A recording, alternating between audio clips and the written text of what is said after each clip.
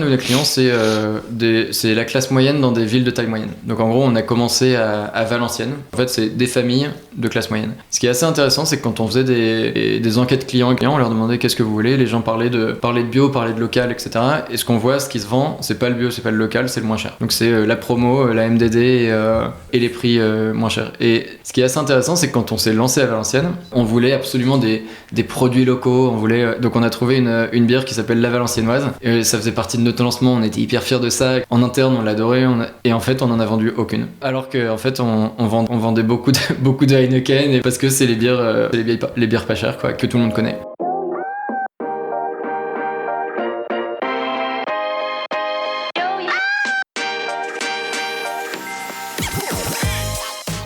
Bonjour et bienvenue parmi les Digital Doers, le podcast qui donne la parole aux décideurs de l'écosystème retail et e-commerce. Depuis 2020, avec mon partenaire, l'événement One-to-One Retail e-commerce qui se tient en mars à Monaco, nous tâchons de vous faire partager les visions et les retours d'expérience des leaders de notre secteur. J'ai le plaisir d'être avec Sonia Mamin, directrice de l'événement. Alors bonjour Sonia, peux-tu nous présenter le One-to-One en quelques mots ? Bonjour Cyril, le One-to-One Retail e-commerce réunit depuis 2011 la communauté des décideurs de l'écosystème à Monaco pendant 3 jours et à huis clos. Le concept est simple, ce sont des rendez-vous business entre prestataires de solutions et les C-level, agrémentés de moments de networking.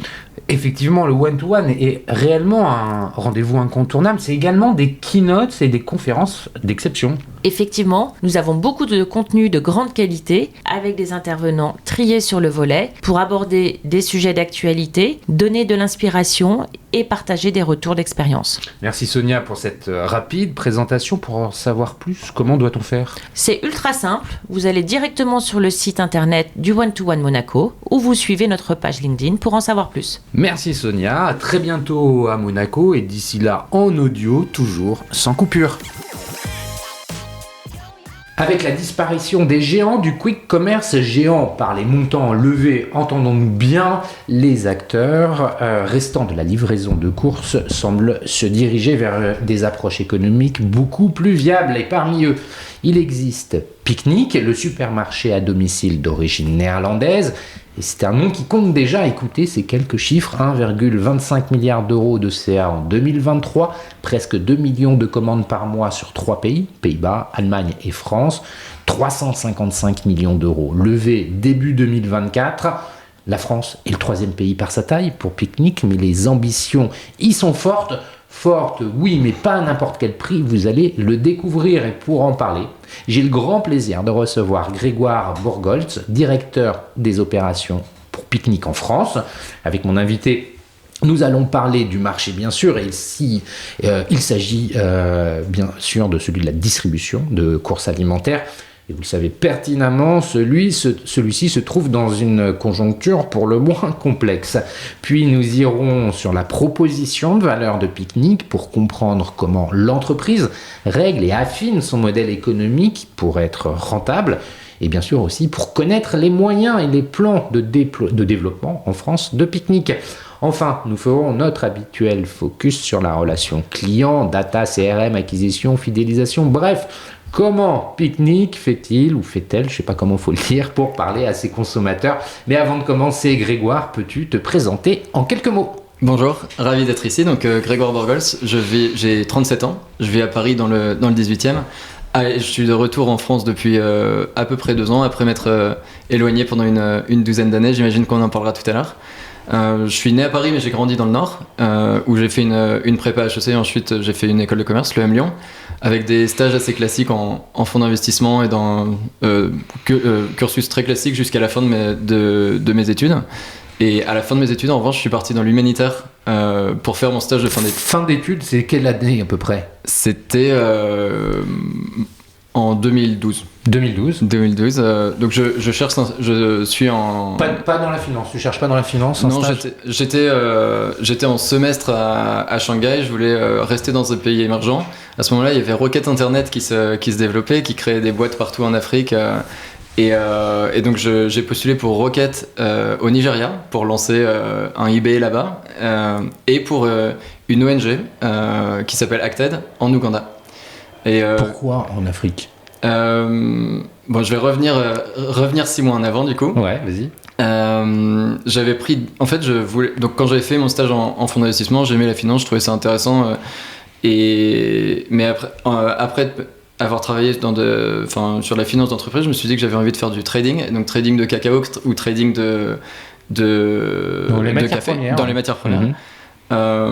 Et donc j'ai contacté des gens qui faisaient ça sur LinkedIn. Et je suis allé voyager en Afrique de l'Est pendant presque 2 mois, entre l'Éthiopie, le Kenya, l'Ouganda, Burundi, Rwanda. Et c'était un voyage classique, mais j'ai rencontré des gens qui faisaient ce métier-là. Ce métier de trading? De trading de matières premières, ouais. Et en fait, j'ai rencontré des gens très sympas, mais je me suis rendu compte que c'était pas ce que je voulais faire. C'était des gens qui étaient dans des tours à Nairobi et qui finalement travaillaient sur des Google Sheets là-bas. Et c'était pas, j'avais peut-être T'avais l'image une vision plus romantique de me dire que j'allais sélectionner les producteurs, etc. Et c'est pas ce que j'ai trouvé. En revanche, j'ai trouvé des gens qui faisaient complètement autre chose, qui bossaient dans des camps de réfugiés en Somalie, qui étaient en vacances à Addis Abeba en Éthiopie, qui m'ont raconté ce qu'ils faisaient, donc de l'approvisionnement de nourriture dans les camps, etc. J'ai trouvé ça assez exceptionnel en fait. Après, mais je suis reparti en Europe, je suis parti étudier à Shanghai, et à la fin je me suis dit en fait j'ai adoré mon voyage en Afrique, j'ai envie de rester dans des pays émergents, essayons, l'Afrique c'est le continent émergent quoi, j'ai envie de rester là-dedans. Et je gardais en tête en fait les personnes que j'avais rencontrées et qui bossaient en Somalie et qui faisaient quelque chose dont j'avais aucune idée en fait. Et donc j'ai postulé pour ça dans ce stage chez l'ONG Acted, une ONG française, et pour Rocket en même temps pour rester un peu dans le business, etc. Finalement l'ONG m'a répondu en premier et je me suis dit bon c'est un stage de 6 mois, partons en Ouganda quoi. Et Acted c'est une ONG qui fait quoi? Quelle est sa mission? Et après quelle est la tienne quand tu pars en stage là-bas? Donc c'est une ONG généraliste, donc c'est une grosse ONG qui est présente dans une 50aine de pays françaises. Donc généraliste, ça veut dire qu'ils font pas que de la nutrition ou que de l'éducation ou que de la santé, ils font un peu de tout ça en fonction des besoins. Donc par exemple en Ouganda, la guerre venait de se terminer, donc c'était surtout de la reconstruction. Donc on créait des routes, on recréait des puits, on construisait des écoles, on faisait pour le coup de l'éducation, mais on faisait pas de santé du tout. Et après j'ai travaillé avec eux au Sud-Soudan où c'était la guerre, donc là on faisait surtout de la distribution d'eau, de nourriture, etc. Et ça c'était pendant ton stage de 6 mois? Non, donc dans mon stage de 6 mois, donc j'étais en finance parce que c'est ce que j'avais fait, et donc un peu en contrôle de gestion et en logistique. Et donc j'accompagnais les équipes dans le nord du pays, dans une ville qui s'appelle Gulu, donc même pas à Kampala, la capitale, j'étais un peu au milieu de nulle part, et j'étais là pour revoir les comptes, pour aider à structurer la façon dont on travaillait, pour scaler les opérations, etc. À la fin de mon stage de 6 mois, d'ailleurs, que j'ai eu un petit contrat après, j'y suis resté 8 mois, j'ai adoré, je me suis dit, bon, en fait, j'ai pas envie de retourner faire autre chose. Acted m'a proposé d'aller au Tchad, et finalement, donc après, pour continuer une mission similaire, pour faire la même chose, mais sans la finance. Donc plutôt pour rester dans les opérations, donc de l'approvisionnement, de la distribution, etc. Finalement, au fond, assez similaire à ce que je fais aujourd'hui. Et en fait, je me suis spécialisé là-dedans, dans les opérations. À la fin de mon contrat au Tchad, qui a pareil duré entre 6 mois et 1 an, il y a eu un gros typhon qui a eu lieu à... Ça, on est en quelle année là? Là, on est en 2013. Donc ça fait à peu près 1 an que je travaille. Il y a eu un typhon aux Philippines. Je finis mon contrat au Tchad. Le jour du typhon, je passe au siège à Paris pour débriefer, etc. Ils cherchent des gens pour partir. Et je suis reparti le lendemain faire une... donc j'ai pris l'avion, on les voyait à la télé en fait, les avions qui arrivaient là-bas, ils avaient tout fermé, c'était un carnage pas possible. Et je suis allé là pour faire des distributions alimentaires, donc c'était des distributions assez hallucinantes en fait. On louait des camions, on avait de la nourriture qui venait des Nations Unies, du Programme alimentaire mondial, et tous les jours on livrait de la nourriture entre 20 et 50 000 personnes dans des villages comme ça, dans des villes aux Philippines. Aux Philippines. Ouais.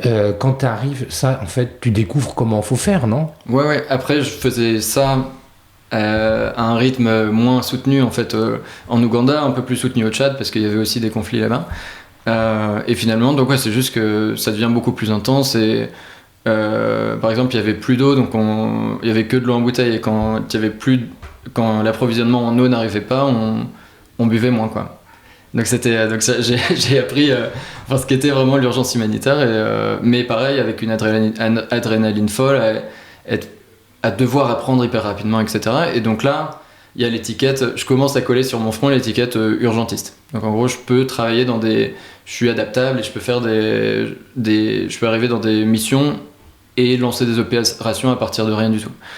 Ça, c'est Acted qui identifie que tu as ce profil-là. Et moi qui me rends compte que j'aime bien faire ça, quoi. Mais c'est vrai que quand les gens, il y a un peu deux types de profils. Il y a les gens qui restent très longtemps au même endroit et qui sont promus dans ces endroits-là.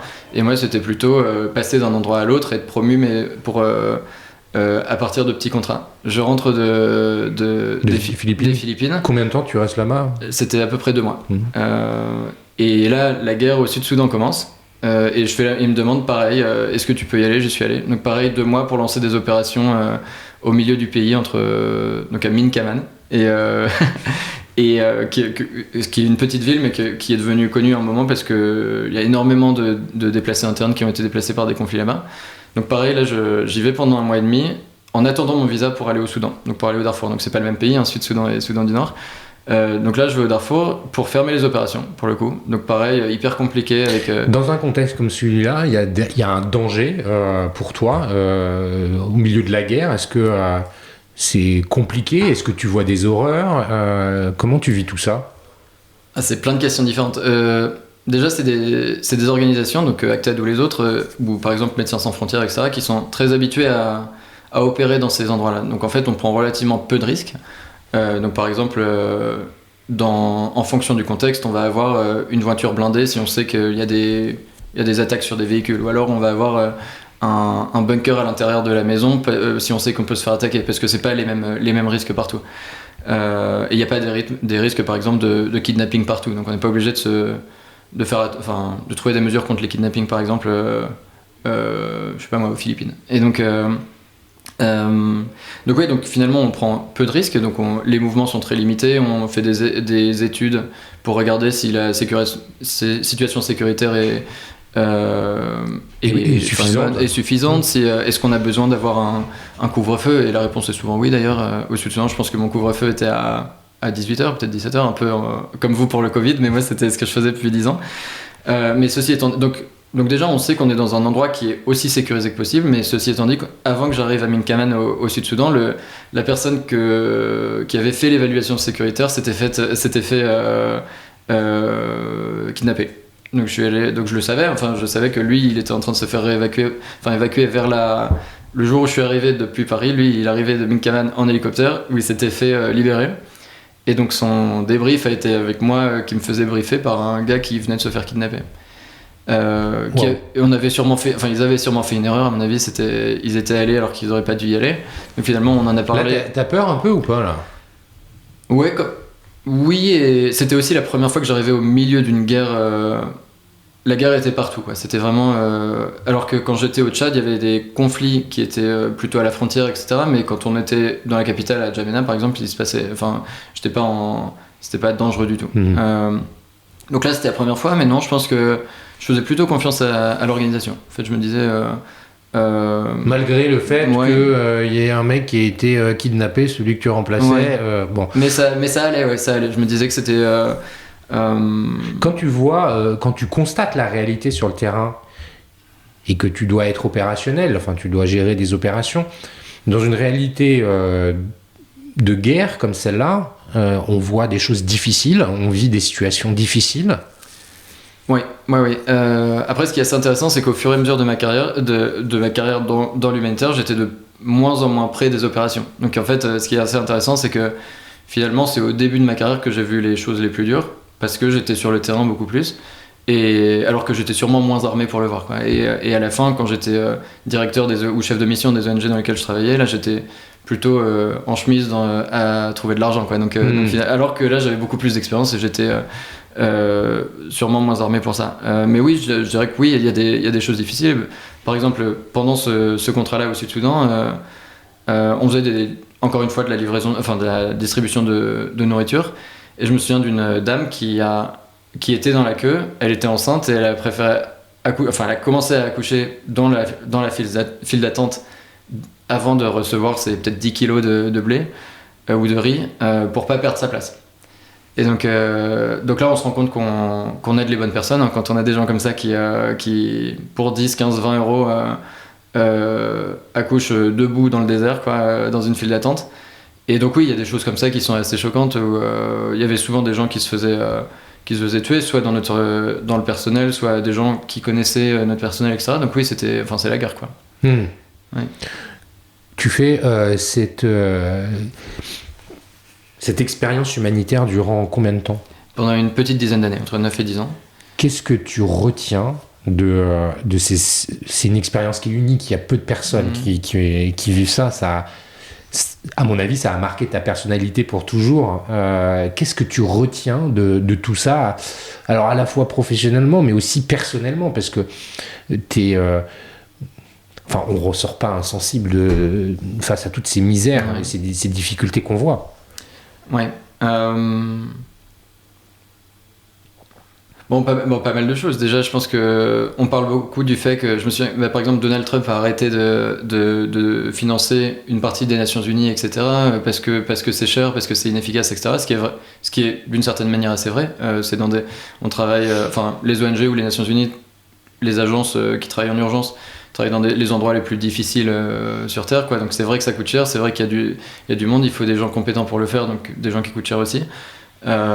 Mais ça reste très nécessaire, et quand on reprend l'exemple de la femme qui accouche devant l'entrepôt, c'est des gens qui finalement, si on les aide pas, ils meurent. Et donc c'est aussi simple que ça. Et peut-être de façon générale par rapport à ce qui se passe en Europe, c'était un slogan du HCR, donc de l'Agence des Nations Unies pour les réfugiés, qui disait personne ne choisit de quitter sa maison. Et je pense que parfois on l'oublie un peu en Europe, et c'est bien. Enfin, moi, ça m'a permis de me rendre compte que finalement une femme afghane ou moi, j'ai pas choisi d'être né homme en France, et elle a pas choisi d'être née femme en Afghanistan, et ça permet d'avoir plus d'empathie, je pense. D'un point de vue pro, c'est quoi parce que t'as été dans les opérations, c'est quoi les sujets les plus marquants ou les plus complexes ou les challenges les plus difficiles que tu as eu à résoudre? Ce qui est assez intéressant, en fait, c'est que tout ce qu'on fait là-bas est assez simple. Donc en fait, faire par exemple une distribution de nourriture pour 5000 personnes en Afghanistan, c'est relativement simple. On achète la nourriture, on embauche 30 personnes et on livre, et on distribue pendant une semaine aux gens qu'on a identifiés, etc. Donc chaque étape est très simple. Ce qui est difficile, c'est de faire ça au milieu des bombes, avec les talibans et l'État islamique et les États-Unis qui se battent à côté, de savoir quand est-ce qu'on peut le faire, de savoir est-ce qu'on va pouvoir le faire, est-ce qu'il va neiger ce jour-là, est-ce qu'il va faire à l'inverse 45 degrés, donc on ne pourra pas le faire. Donc c'est ça qui est très compliqué. Donc je pense que c'est vraiment le fait d'avoir aucune routine et de savoir que sur un programme qui doit durer 1 an, finalement, dans l'année, il va peut-être y avoir que quelques semaines où on va pouvoir travailler normalement. Et d'ailleurs, quand j'ai fait mes entretiens pour Picnic, j'étais à Kaboul, et un des entretiens, donc à chaque fois je faisais un entretien avec quelqu'un et je débriefais avec la recruteuse, et donc qui s'appelait Nikki, et donc Nikki me disait comment ça va, etc. Et pendant un des entretiens, donc ça faisait 3-4 fois qu'on se parlait parce qu'il y avait beaucoup de tours, elle m'a dit comment vas-tu, et je lui ai dit là désolé, en fait on a une partie de l'équipe qui a été kidnappée, donc moi je gérais ça en tant que responsable de la cellule de crise, mais j'étais pas sur place. Je dis on a quelqu'un qui a été, on a 3 personnes qui ont été kidnappées, donc si je raccroche, je te préviens juste en fait. Si je raccroche c'est pas grave, mais on se rappelle après. Et elle a halluciné en se disant mais en fait c'est fou, c'est fou, t'es en train de gérer ça, alors qu'en fait je le gère de façon assez passive en fait. J'étais chef de mission, donc j'étais responsable des gens, mais au fond c'était pas moi qui négociais avec les talibans pour qu'ils nous rendent les gens de nos équipes, quoi. Donc c'est vrai que ça rend flexible, je pense, ouais. Ça veut dire aussi que... Alors attends, on va y revenir, merci pour... J'ai 10 000 questions, mais on va pas faire un podcast uniquement là-dessus. Mais quand même, j'imagine volontiers, et je pense que tous ceux qui t'écoutent imaginent volontiers un peu le contexte dans lequel tu es. Ça permet de relativiser beaucoup de choses, non ? Comment tu vis finalement pendant cette période-là, quand tu es sur les opérations, les terrains, sur le terrain en fait, à gérer tes opérations? Tu ressens un décalage avec ta famille, tes amis qui sont restés en France ou en Europe? Comment tu vois les choses? En fait, j'ai toujours je suis très proche de ma famille, j'ai toujours gardé des très bons groupes d'amis en fait, et une des choses qui est bien dans ce secteur, et je pense que c'est assez nécessaire, c'est qu'on est obligé de prendre des vacances toutes les 8 semaines, 10 semaines, 12 semaines. Et moi, très souvent, je rentrais à Paris. Et résultat, je me suis jamais désociabilisé, je me suis jamais éloigné de mes amis, donc j'en parlais, j'envoyais des longs mails. Et ce qui était assez intéressant et parfois assez frustrant d'ailleurs sur les mails que j'envoyais, c'est que je racontais parfois des belles histoires, parce que parfois il y a aussi des belles histoires des fermiers ou des agriculteurs qu'on a aidés et qui maintenant arrivent à s'en sortir, etc. Mais j'avais le malheur d'avoir mis le mot enfant soldat une fois dans le mail, et tout le monde disait alors raconte-moi les enfants soldats, alors que finalement mon mail était pas du tout là-dessus. Et donc c'est vrai que le décalage était plutôt sur le fait que les gens en général ont aucune idée de comment ça se passe là-bas, et finalement même dans un pays en guerre, il y a des gens, des familles qui vivent, qui sont heureux parfois, qui font un déjeuner ensemble un dimanche et ça se passe bien, et ça c'était très sympa de le raconter aussi. Mais les gens se souviennent des kalash et des kidnappings, quoi. Mais donc je dirais que c'est plus ça. Après, je pense que c'était plus dur, honnêtement, surtout ma sœur et ma mère, que pour moi. Moi, j'adorais ce que je faisais. J'étais avec des gens super là-bas. J'étais sans forcément avoir une mission d'ailleurs. Je pense que j'ai jamais suivi ça pour des. Je trouvais que c'était bien qu'il y ait des externalités positives à mon action, mais j'ai jamais fait ça. Tu ne te sentais pas investi d'une mission? Pas vraiment. Qu'est-ce qui a motivé finalement ta réflexion à dire je vais rentrer en France ou en Europe et je vais m'établir dans une suite professionnelle plus classique? Oui, donc j'étais avec ma partenaire actuelle au Congo. Ça faisait presque 3 ans que j'y étais. Donc elle est néerlandaise, je suis français. Elle travaillait pour les Nations Unies au Congo, pour la mission en gros les casques bleus là-bas, et elle travaillait et d'ailleurs toujours en égalité sur les programmes d'égalité hommes-femmes. Donc et donc on s'est demandé ce qu'on pouvait faire. J'étais plus facilement employable qu'elle, et donc on s'est dit vas-y, mais pas partout. Donc en fait j'avais un CV assez fort sur les urgences humanitaires, donc en gros sur des pays en guerre, et donc on s'est dit tu postules dans les pays dans lesquels je suis employable, donc la Syrie, le Yémen, l'Afghanistan, la Somalie, etc. En gros que des pays en guerre où finalement je peux te suivre très facilement. Et finalement en fait elle a trouvé un boulot au ministère de l'éducation, en gros des affaires étrangères aux Pays-Bas, à La Haye. Et donc on s'est dit je t'ai dit que je te suivais, je te suis. Et en revanche à ce moment-là j'étais en Afghanistan, et en fait ce qui était assez intéressant, c'est que en fait, moi, ce que j'adorais là-dedans, c'était le fait d'être en Afghanistan ou d'être en Centrafrique ou d'être au Congo, mais pas forcément d'envoyer des mails à l'Afghanistan, quoi. Donc, je me voyais pas travailler dans un siège, ou je me voyais pas travailler pour les Nations Unies, qui était c'était une trop grosse structure. Et donc, je me suis dit, retournons à mes premiers amours, retournons j'ai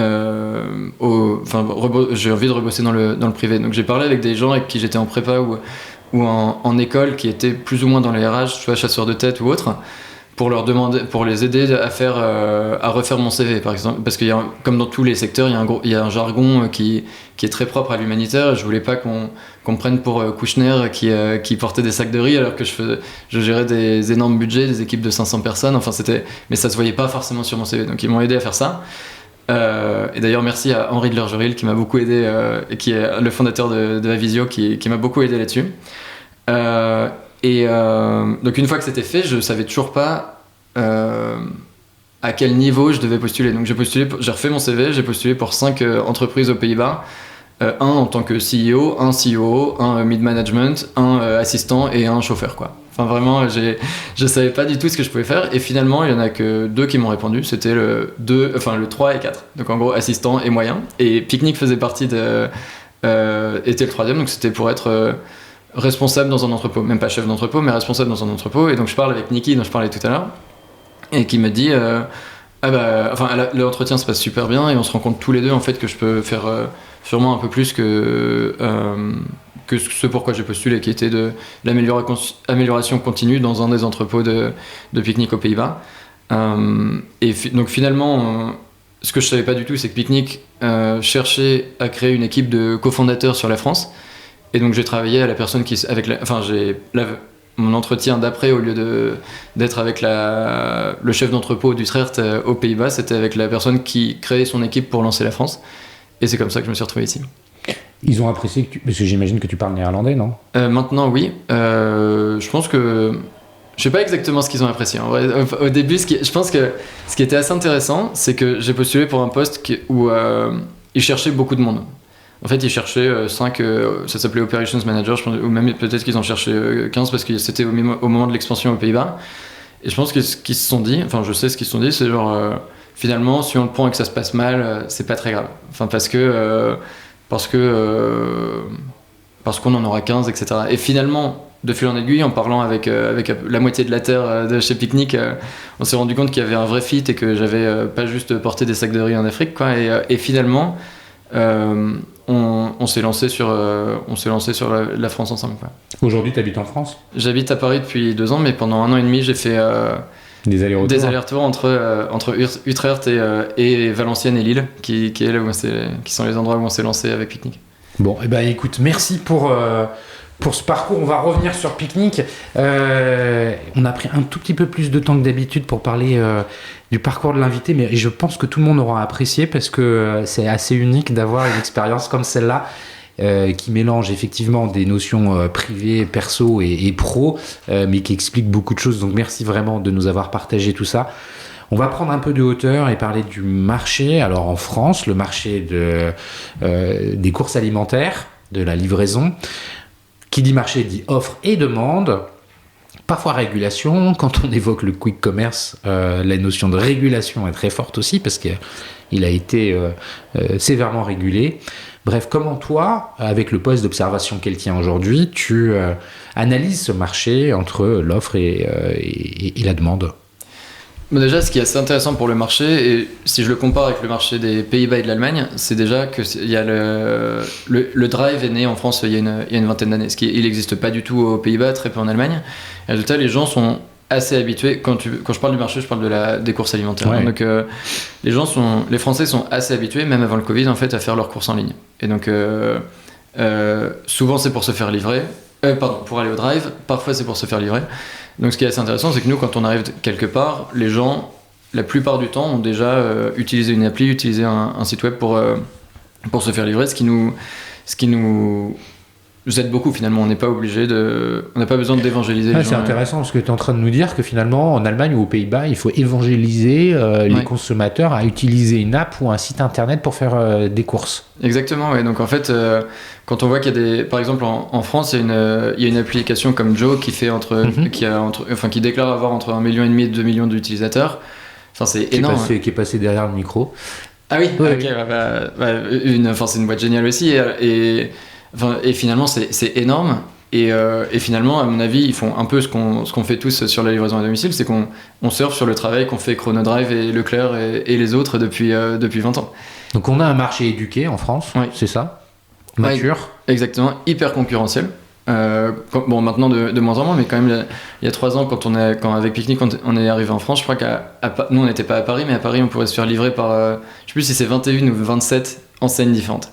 Donc c'est vrai qu'il y en a beaucoup qui ont fait faillite aujourd'hui, et c'était un peu le début de l'essor du e-commerce, mais c'est quand même assez fou. Parce que aussi Paris est une ville avec une densité de population au kilomètre carré qui est une des plus élevées d'Europe, pour pas dire la plus élevée d'Europe. C'est vrai que c'est 5 fois plus dense que Amsterdam, qui est déjà assez dense en fait quand on y pense. Donc c'est vrai que c'est ça, donc hyper concurrentiel, avec en tout cas si je pense au drive, enfin les courses en ligne plus que la livraison, avec un acteur qui c'est même plus domine, mais domine de la tête et des épaules le marché avec Leclerc. Donc aussi bien sur les hyper, mais surtout sur les drives où ils ont plus de 50% des parts de marché.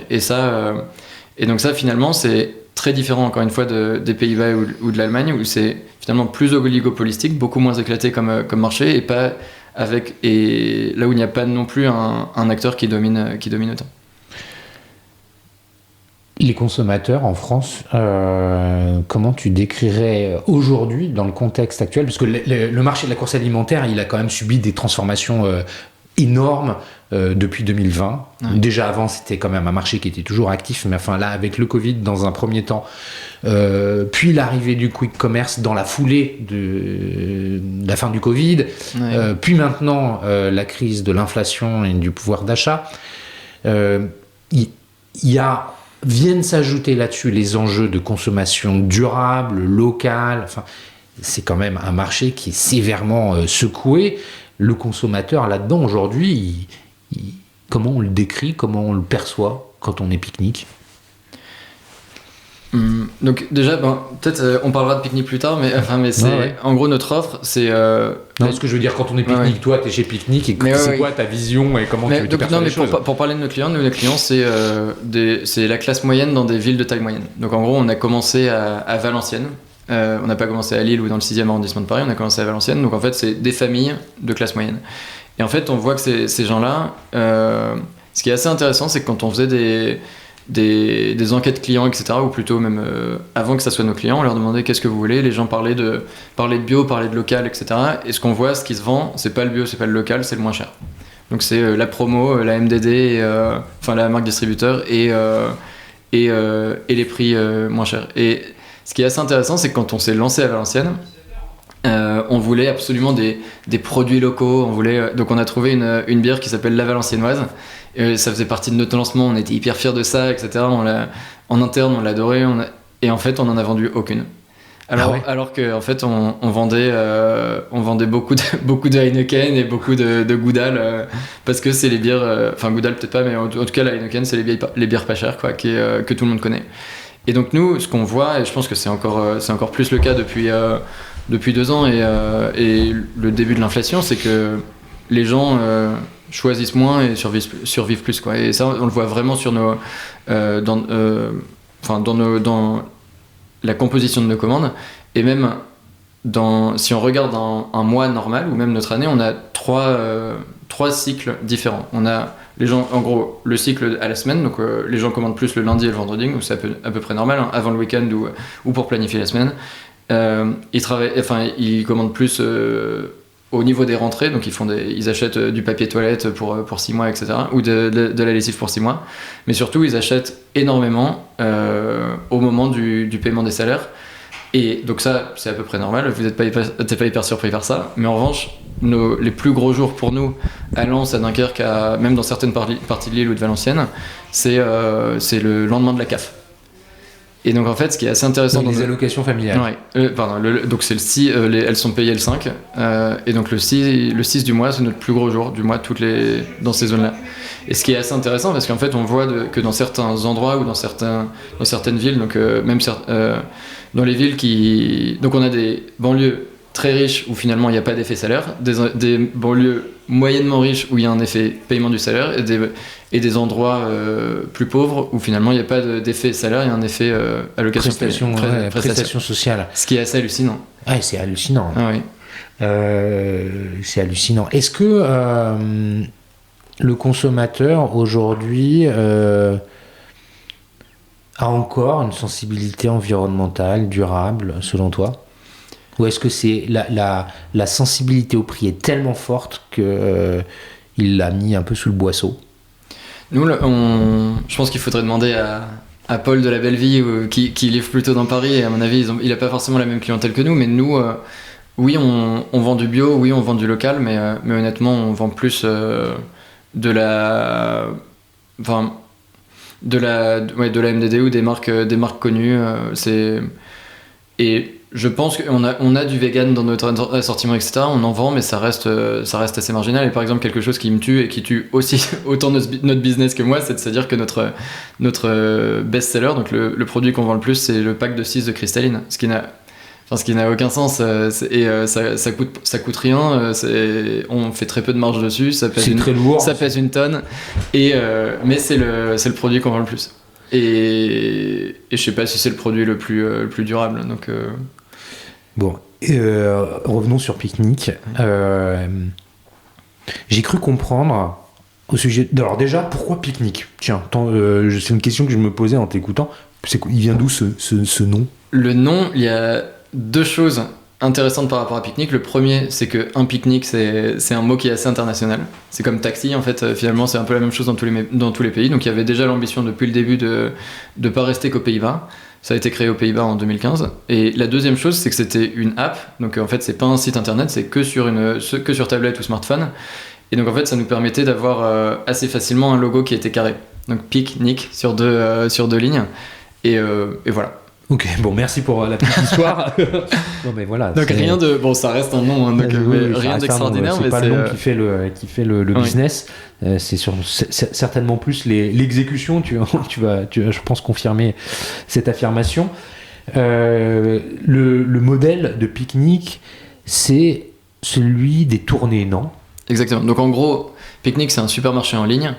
Et donc on a on a un assortiment de supermarchés, donc à peu près 10 000 références, livrées au prix des hypermarchés, donc moins cher que dans un centre-ville, etc.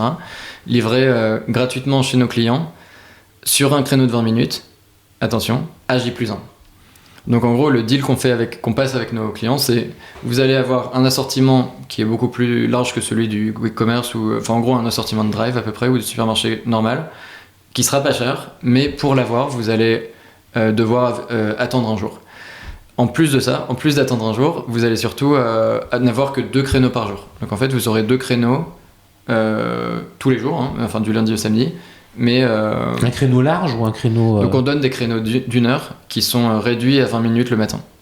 Donc en fait, on vous propose 2 créneaux d'une heure. Tu sais que tu es livré, tu choisis le créneau de 10 à 11 par exemple, et à 9h, on va te dire, tu vas être livré entre 10h et 10h20. Ouais, exactement. Donc pour le moment, on livre que l'après-midi, mais en gros, à 8h du matin, on vous dit, avant c'était entre 15h et 16h, maintenant c'est 15h23 et 15h43. Donc parce que vous planifiez en fait les tournées. Oui, donc ça c'est une des grosses forces de Picnic, en fait, c'est de se dire que je rembobine un peu. En fait, la plupart des acteurs qui font de la livraison, c'est des livraisons sur le modèle du taxi. Donc par exemple, si vous commandez des sushis, vous êtes livré aujourd'hui chez vous. Si votre voisin commande des sushis chez le même client, le même restaurant 15 minutes plus tard, ça sera un autre livreur qui va aller les livrer. Nous, donc, on fait un modèle sous forme de bus. Donc, en gros, on dit, on réinvente un peu la tournée du laitier. On vous dit quand est-ce qu'on passe. Et vous pouvez, et donc, ça nous permet en fait de mutualiser les coûts de livraison. Et donc, même si elle n'est pas gratuite pour nous, en fait, on mutualise tellement que ça nous permet de proposer quel que soit le montant d'achat à partir de 40 €. Mais en gros, elle est toujours gratuite.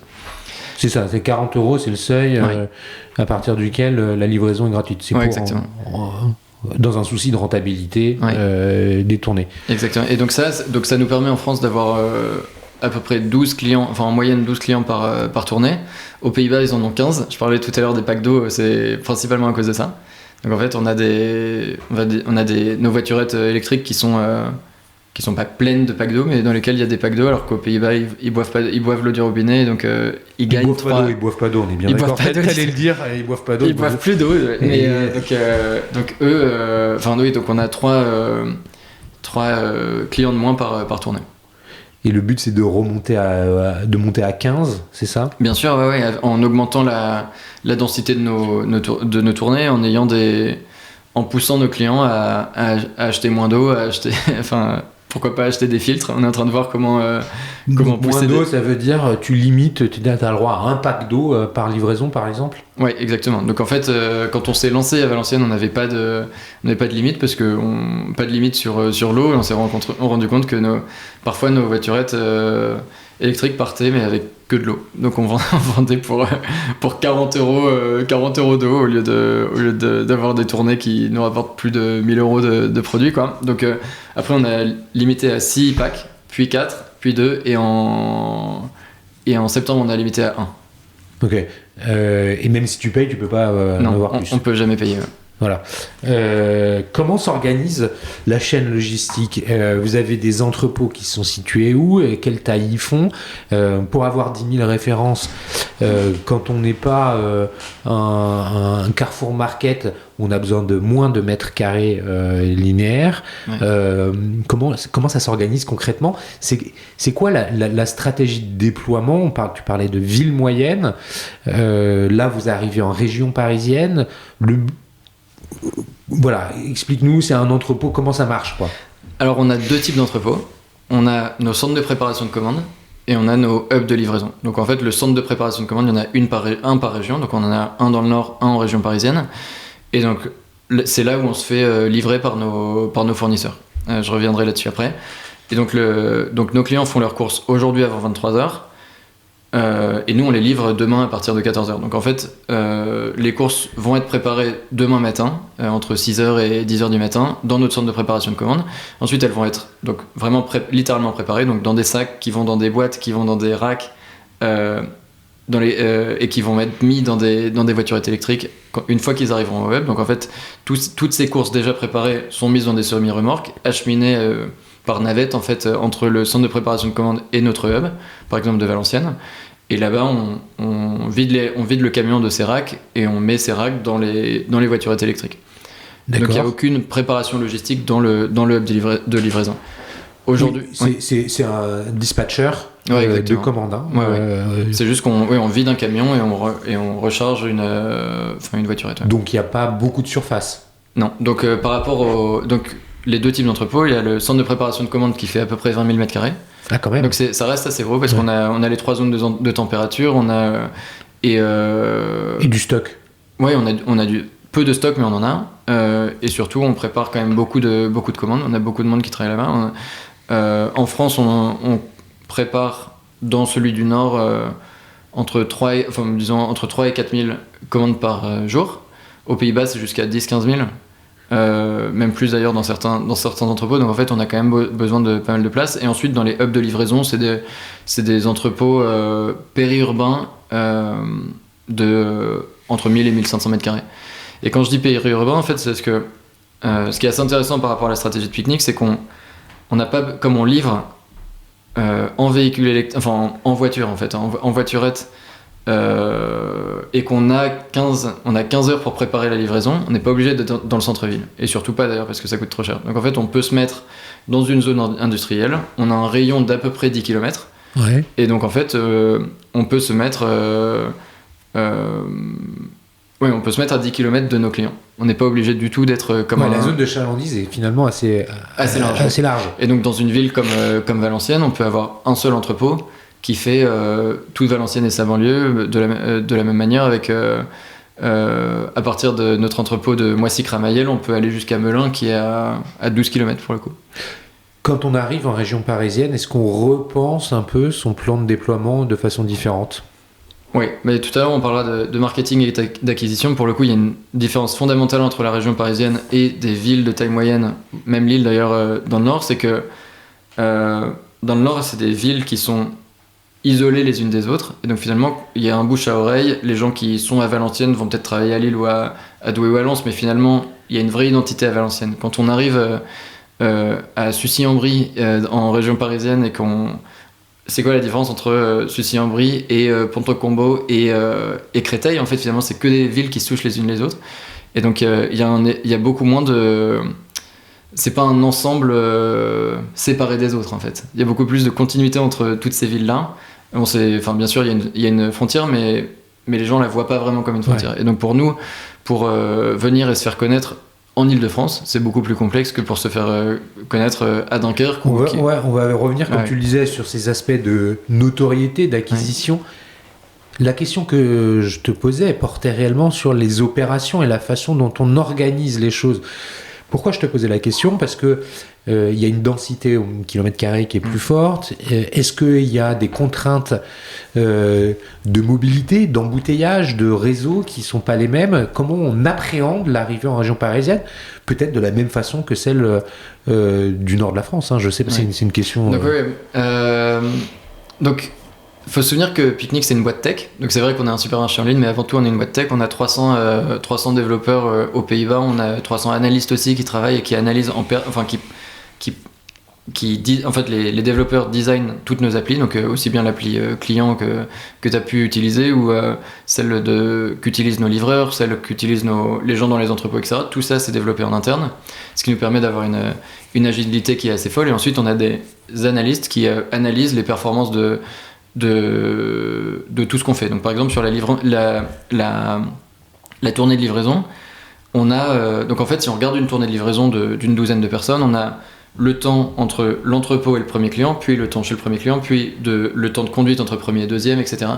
Et en fait, comme tout ça c'est fait par Picnic, et donc on a toutes ces données-là, on sait très bien qu'entre chez toi et chez moi, Déjà, pour aller de l'entrepôt à chez toi, le mercredi, ça va prendre tant de temps. Ou le jeudi après-midi, à 16h, ça va être embouteillé. Donc en fait, on va donner plus ou moins de temps à ce moment-là. Chez toi, on sait que la dernière fois, ça a pris 4 minutes, mais t'avais que 3 caisses. Là, la prochaine fois, t'as 4 caisses. Peut-être que ça va être 3 minutes 30, tu vois. Après, pour aller chez toi à chez moi, c'est plus embouteillé à tel moment, etc. Donc en fait, toutes ces choses-là, on a des algorithmes avec auto-apprenants en fait, qui permettent d'optimiser tout ce qu'on fait.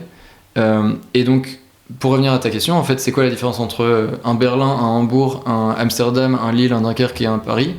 Au fond, sur la livraison, on se donne plutôt beaucoup de temps au début pour être à l'heure. Et ensuite, les algorithmes auto-apprenants vont nous permettre de réduire, pas pour être toujours le plus rapide possible, mais pour être à l'heure. Ouais, d'être plus efficace. Exactement. Comment se passe l'approvisionnement? Est-ce que vous avez une centrale d'achat? Est-ce qu'il y en a une par pays? Est-ce que ça fonctionne de la même façon qu'une grande chaîne de magasins? Tu citais Leclerc, on aurait pu citer Auchan, Carrefour, etc. Donc quand on s'est lancé en France, on a fait un partenariat avec Cora, qui était, donc ça c'était pendant les 2 premières années de nos opérations. Cora qui était présent dans le nord de la France. Ouais, exactement, le nord et l'est. Et à partir de l'année dernière, en fait, de janvier de 2023, on a changé, on est passé par Système U. Donc aujourd'hui, notre centrale d'achat, c'est la centrale de Système U. Et donc ça, c'est pour à peu près 80-90% de notre assortiment. Donc par exemple, dans l'assortiment pique-nique, et donc, il y a Système U. Ensuite, on a des produits qui sont pique-nique. Donc on a une marque distributeur pique-nique avec plusieurs centaines de produits. Et ensuite, on a des produits locaux. Donc je parlais tout à l'heure de la bière de Valenciennes, mais c'est pareil, on a des bières dans le Nord, on a des fromages, donc on a aussi des produits locaux. Okay. Et donc si on prend, je sais pas moi, des pâtes, on va avoir des pâtes Panzani, Barilla, des pâtes de la MDD de Système U et des pâtes de la MDD de Picnic. Ok, donc ça veut dire que quand on vient faire ses courses chez Picnic, globalement, c'est comme si on allait dans un Super U pour l'assortiment. À peu près, oui. C'est assez similaire. C'est assez similaire. Et donc, pour revenir à ta question, donc ça c'est sur la France, et on est complètement indépendant sur nos achats. Donc notre stratégie d'offre, notre stratégie de pricing, etc. est complètement décorrélée à celle des Pays-Bas et de l'Allemagne. Et la négociation, pareil, avec les fournisseurs se fait à partir de la France, avec nos acheteurs. Et ce qui est assez intéressant, c'est que donc en France, on a Système U qui fait à peu près 80% de notre assortiment. Aux Pays-Bas, ça fait 8 ans qu'on est ouvert. Maintenant, il n'y a plus de centrale d'achat, il n'y a plus de Système U. Maintenant, on achète tout directement par les marques. Donc, on achète le Coca chez Coca, le Pepsi chez Pepsi. Donc, vous avez votre équipe d'acheteurs, Oui, exactement. On a nos acheteurs directement. En Allemagne, on a un partenariat, pareil, avec la centrale de Edeka, qui est le plus gros supermarché allemand. Et Edeka est aussi au board de Picnic et actionnaire chez Picnic. D'accord. Donc là, merci pour le côté approvisionnement. Concernant le staff, les livreurs, ce sont vos employés, comment ça fonctionne? Oui, donc... Tu comprends le sens de ma question. Je comprends très bien, c'est une très bonne question et tu vois que j'ai le sourire, oui. parce que pour le coup ma réponse est bonne. On n'a pas du tout de livreurs auto-entrepreneurs. Tous nos livreurs sont soit en intérim, de long terme en fait, c'est juste, soit en CDI, soit en temps plein, soit à temps partiel. Et en fait, pourquoi il y en a qui sont en intérim? Il y a des étudiants qui veulent faire 10-15 heures chez nous et qui finalement veulent pas un contrat CDI. Et donc en fait, on a une partie de notre équipe qui est en CDI, le reste qui est en intérim. Et pourquoi en fait on n'a aucun auto-entrepreneur? Donc contrairement à des plateformes, à d'autres plateformes ou certains de nos concurrents, c'est que en fait Picnic c'est un supermarché en ligne, donc on ne rencontre jamais nos clients. La seule personne qui rencontre nos clients, c'est nos livreurs. Et si on veut si on veut être le laitier moderne, qui est sympa, qui est agréable, qui monte les courses jusqu'au frigidaire s'il le faut, parce qu'on livre pas en bas de l'immeuble, mais on livre en haut, enfin jusqu'à la porte. Il faut des gens qui font partie de l'équipe, qui savent que s'ils travaillent bien, ils vont être promus. Par exemple, aujourd'hui, on a 15 entrepôts, donc 15 hubs de livraison. Sur les 15 responsables d'entrepôts, il y en a 12 qui étaient livreurs chez nous avant. Et donc en fait ils savent que s'ils travaillent bien ils vont être promus, c'est un peu la ruée vers l'or. Et peut-être un petit détail pour montrer que la relation avec nos clients est très importante et assez différente chez Picnic, c'est qu'il y a 50% de femmes dans nos livreurs, il y a 50% de livreuses. Ah oui, ça c'est assez unique. Et ça fait partie aussi de notre stratégie, de se dire on fait les choses différemment et c'est une livraison qui va être faite, livraison gratuite, à l'heure et avec le sourire, avec des livreurs que vous n'aurez pas l'habitude d'avoir. Combien il y a de personnes aujourd'hui chez Picnic en France ? En France, on est environ 900, donc à peu près 800 dans les opérations. Donc je dirais à peu près 400 préparateurs de commandes et 400 livreurs. Ouais. Et ensuite, on a des chefs d'équipe et ensuite, on a le siège. Aux Pays-Bas, c'est 6000. Donc c'est 6000 préparateurs de commandes, 6000 livreurs. Et en Allemagne, c'est environ 4000. C'est quoi la suite du déploiement de Picnic en France ? Et donne-nous des chiffres sur 2023. Globalement, il y a eu quoi comme chiffre d'affaires, comme nombre de commandes, juste pour qu'on voit un peu où vous en étiez à la fin 2023 et là où vous voulez aller. Oui. Donc, pour résumer un peu, donc on est dans le nord et en grande couronne parisienne. On a à peu près donc on a 15 entrepôts aujourd'hui, 7 dans le nord et 8 en région parisienne. Ce qu'on a fait l'année dernière, en fait, c'était on a continué l'expansion dans le nord de la France. Donc là, on est dans toutes les villes dans lesquelles on veut être. Donc c'est les grandes villes. Donc j'ai parlé de Lens, Valenciennes, Dunkerque, etc. Lille. Et dans le nord, on a fini notre expansion. Le but maintenant, c'est de continuer de croître dans ces endroits-là, mais pas forcément d'aller dans des nouvelles villes. En région parisienne, on ne couvre que l'est parisien. Ouais, que l'est. Donc en gros, autour de Créteil, en gros de Marne-la-Vallée à Créteil, donc le sud-est parisien. En grande couronne. On n'est pas encore dans la petite couronne ou très peu. Le but maintenant, c'est de continuer à se développer en Île-de-France et donc surtout dans l'Est et dans le Sud, et à moyen terme plutôt, pourquoi pas dans Paris et dans l'Ouest et dans le Nord. D'accord, donc il y a une volonté d'entourer quelque part la capitale, voire d'y rentrer. Oui. Et tu parlais tout à l'heure des contraintes sur la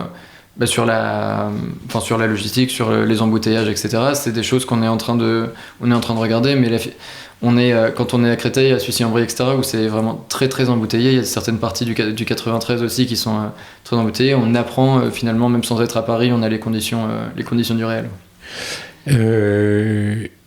L'année dernière, c'était combien de commandes ? Donc, on compte pas à l'année, on compte plutôt à la semaine. On a commencé l'année avec à peu près 7000 commandes par semaine. Et on a fini l'année avec à peu près 20 000. 20 000 par semaine ? Ouais, exactement. Donc on est à un peu moins de 100 000 par mois ? Ouais, exactement. Et donc c'est un peu moins de 2 millions de CA par semaine. Ah oui, quand même. Ouais. Donc l'année dernière, on a fait 50 millions de CA, à peu près, enfin de chiffre d'affaires. Cette année, on est sur un run rate entre 80 et 100. Et le but, c'est de... Bon, déjà, de toute façon, de continuer à grossir, etc. Mais le plus important pour nous, c'est de montrer qu'on peut être rentable dans le Nord, pas encore en Île-de-France, parce qu'on continue l'expansion qui est trop rapide, etc. Mais dans le Nord, le but, c'est d'être rentable sur les opérations du Nord d'ici la fin de l'année. D'accord. Une fois que j'ai dit ça, je peux revenir sur le dernier trimestre de 2023. En novembre et décembre, aux Pays-Bas, sur l'ensemble de nos opérations, on était dans le vert, donc on était rentable.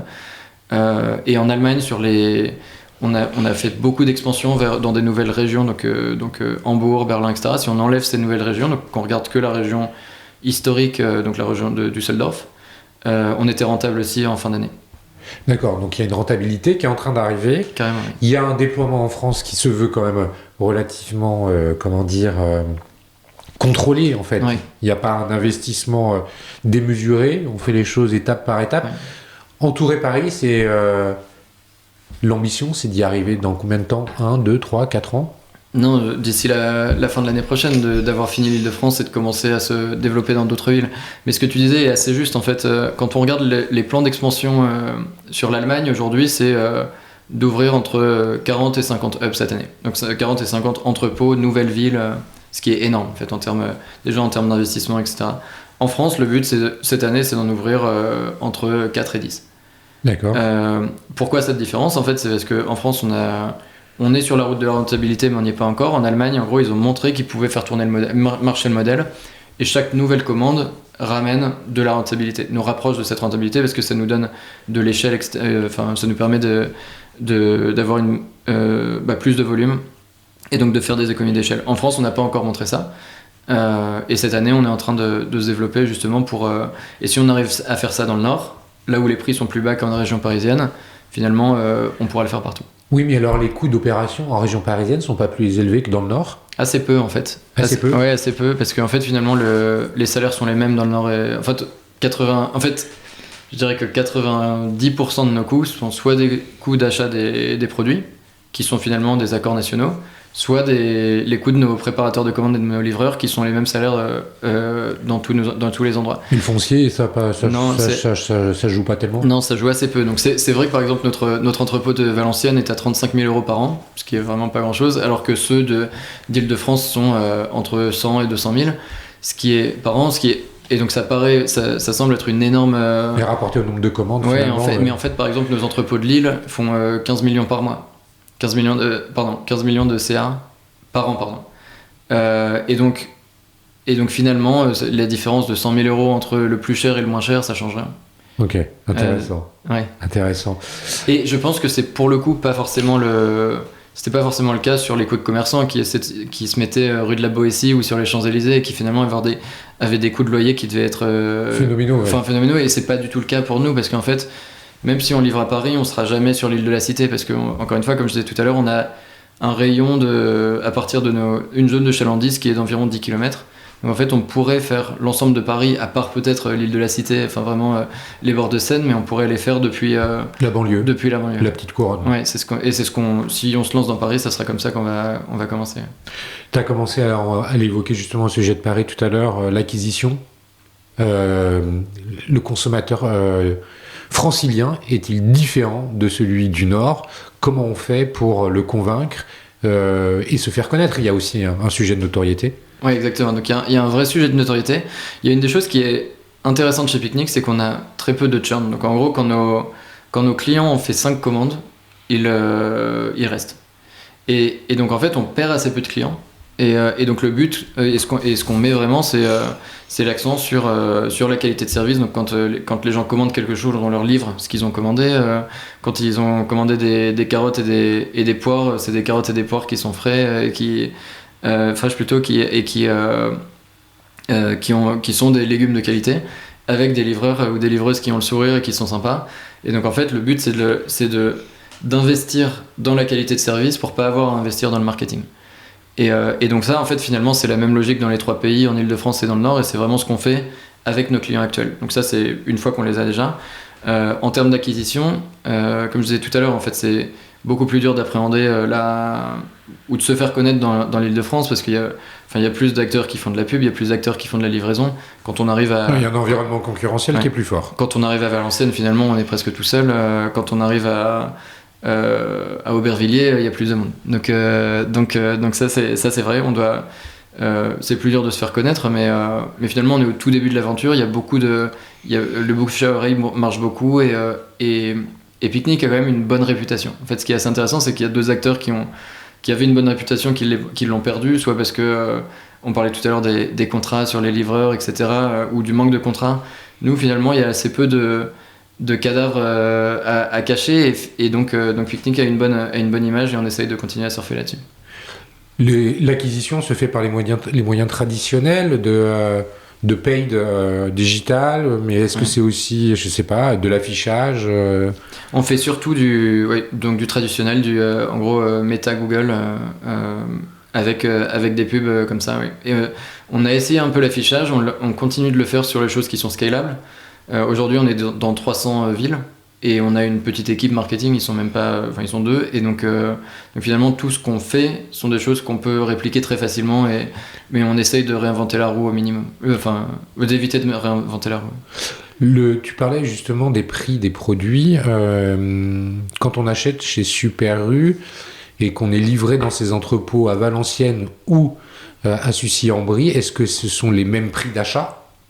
Ouais. Et est-ce que tu adaptes le pricing des prix en fonction des consommateurs? Oui, donc on a les mêmes prix d'achat pour l'ensemble de la France. Donc les pâtes Barilla sont achetées au même prix pour Dunkerque, Lille et l'Île-de-France.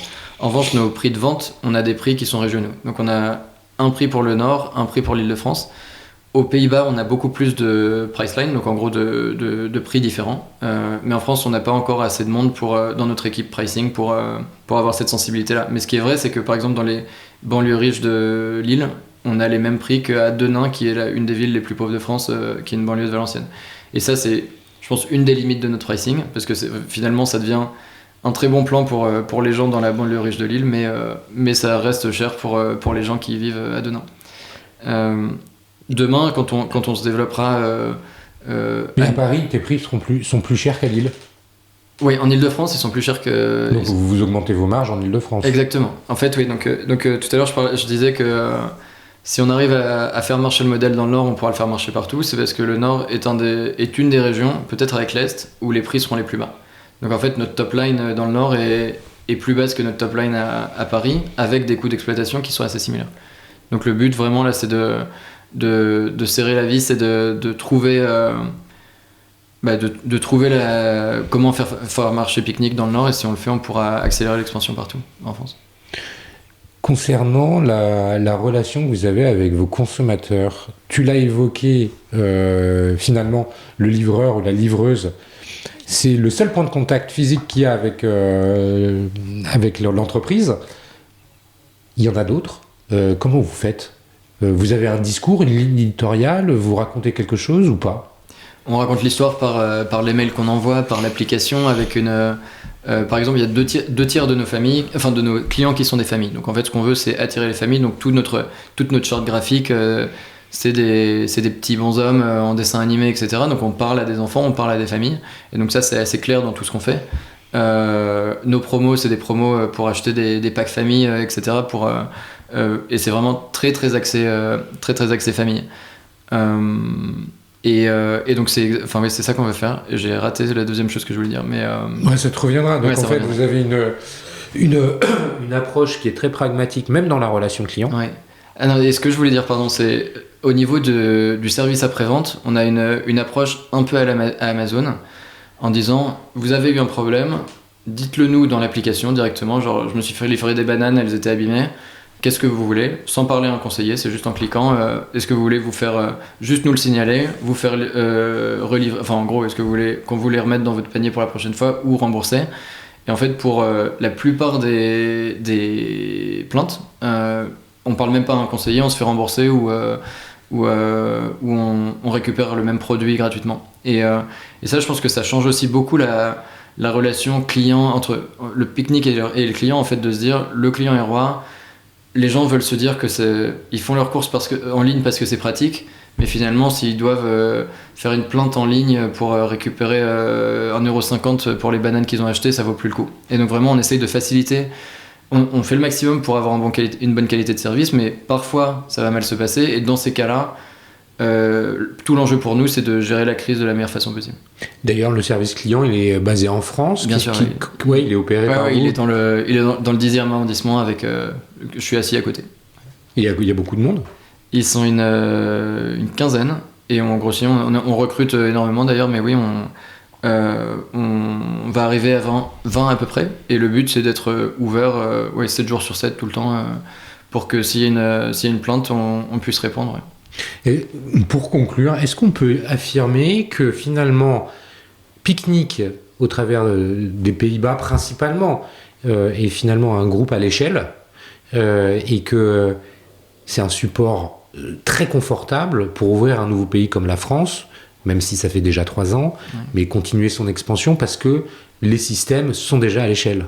Carrément, là, il n'y a aucun doute là-dessus. Et ce qui est assez intéressant, c'est que moi, mon travail, et je pense que ceux de la plupart de mes collègues, c'est de se dire, d'éviter au maximum de réinventer la roue. Donc en fait, de se dire, j'ai un problème, est-ce que c'est le même problème qu'aux Pays-Bas ? Si c'est le même problème qu'aux Pays-Bas, finalement, il y a forcément une solution qui existe, et donc la mettre en œuvre demain ou aujourd'hui, ne pas attendre.